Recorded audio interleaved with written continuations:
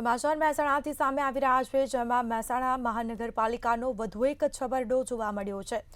મનપાએ બુદ્ધિનું દેવાળું ફૂંક્યું હોવાનો વધુ એક કિસ્સો સામે આવ્યો। પહેલા શહેરની દિવાલો ઉપર કરાવ્યો કલર અને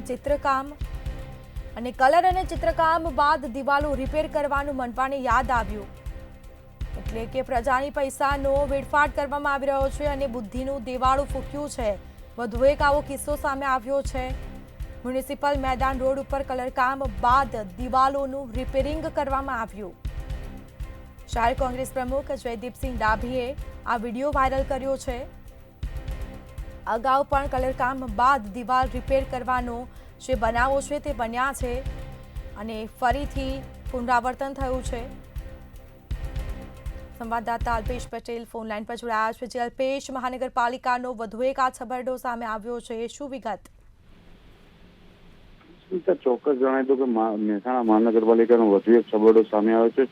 શહેરની દિવાલો ઉપર કલર અને ચિત્રકામ વધુ એક છબરડો સામે આવ્યો છે અને કલર અને ચિત્રકામ બાદ દિવાલ રિપેર કરવાનું શરૂ કરવામાં આવ્યું છે અને અગાઉ પણ કલરકામ બાદ દિવાલને રિપેર કરવામાં આવી હતી। આ મામલે સવાલો ઉઠ્યા હતા અને બુદ્ધિનું દિવાલ ફૂંકાયું તેવું સ્પષ્ટપણે દેખાયો કિસ્સો સામે આવ્યો છે અને મ્યુનિસિપલ મેદાન રોડ પર આવેલું વધુ એક મામલે સામે આવ્યો છે અને કલર કામ બાદ દિવાલને રિપેર શરૂ કરવામાં આવ્યું છે અને કલર કામ થઈ ગયા બાદ તેના ઉપર ચિત્ર પણ દોરાઈ ગયું હતું અને બાદમાં ખબર પડી કે અહીં તો ઈંટો દેખાય છે, તેના કારણે રિપેર કરવી પડશે અને તેને લઈને રિપેરિંગ કામ શરૂ કરવામાં આવ્યું છે। તેને કહેવાય કે બુદ્ધિનું દિવાળું કમ્પ્લીટ ફૂંકાઈ રહ્યું હોય તેવું દેખાઈ રહ્યું છે અને મહેસાણા શહેરના કોંગ્રેસ પ્રમુખ જયદીપસિંહ ડાભી દ્વારા વિડીયો જાહેર કરવામાં આવ્યો છે હાલમાં તો। જી બિલકુલથી આભાર આપનો।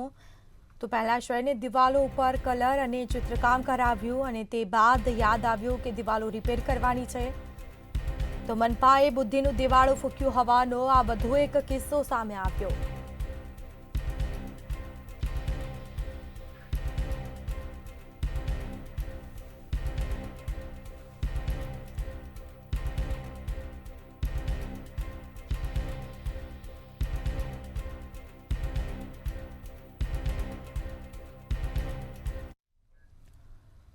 આગળ સમાચારમાં વાત કરીએ તો જામનગરથી સમાચાર સામે આવી રહ્યા છે, જેમાં જામનગર ખાતે કથિત પત્રકાર ટોળકી પોલીસના સકંજામાં આવી છે।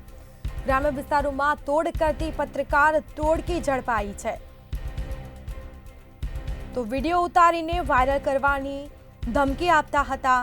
બીક બતાવી ગ્રામ્યજનોને શીશામાં ઉતારતી ટોળકી ઝડપાઈ છે।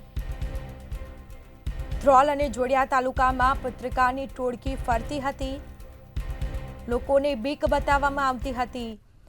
જામનગરના ફલા ગામે એક ઈસમ પાસેથી 3000 રૂપિયા પડાવ્યા, જેમાં ટ્રેક્ટર ભરીને માટી નાખતા શખ્સ પાસેથી રૂપિયા પડાવી લેવામાં આવ્યા છે। પંચકોશી એ ડિવિઝન પોલીસે ટોળકીની અટકાયત કરી છે। સંવાદદાતા મનસુખ સોલંકી ફોન લાઈન પર જોડાયા છે। જી, કથિત પત્રકાર ટોળકી આખરે પોલીસના સકંજામાં આવી છે, શું વિગત? જી ચોક્કસ, જે પ્રકારે વાત કરવામાં આવે તો આ ટોળકી જામનગરના ગ્રામ્ય વિસ્તારમાં હાલ ખેડૂતો પોતાની જે વાડી હોય છે તે વાડીમાં માટી નાખી રહ્યા હોય છે અને તેઓ ખરાબામાંથી માટી ઉપાડી અને તેમની વાડીમાં લઈ જતા હોય છે। તે દરમિયાન તેમણે એક ટ્રેક્ટર ચાલકને રોક્યો હતો અને તેમની પાસેથી રૂપિયા 3000ની માંગણી કરી હતી। 3000ની માંગણી કરતા સમગ્ર મામલો સામે આવ્યો હતો। પાંચ ડિવિઝને આ ટોળકી વિરુદ્ધ ગુનો નોંધ્યો છે અને ટોળકીમાં 3 મહિલા અને 2 પુરુષનો સમાવેશ થાય છે। જોકે જે પુરુષ છે તે પુરુષ પ્રકાશ પરમાર નામના પુરુષ છે, આ પુરુષ વિરુદ્ધ અગાઉ લાલપુર પોલીસ સ્ટેશનમાં પણ ગુનો નોંધાયો હતો અને તેઓ ખંભાળિયા ખાતે કથિત પત્રકાર હોવાની વિગતો સામે આવી છે। હાલ પોલીસે તમામ જે આરોપીઓ છે તેની અટકાયત કરી છે અને તેના વિરુદ્ધ ગુનો નોંધી આગળની કાર્યવાહી શરૂ કરી છે। બિલકુલથી આભાર આપનો।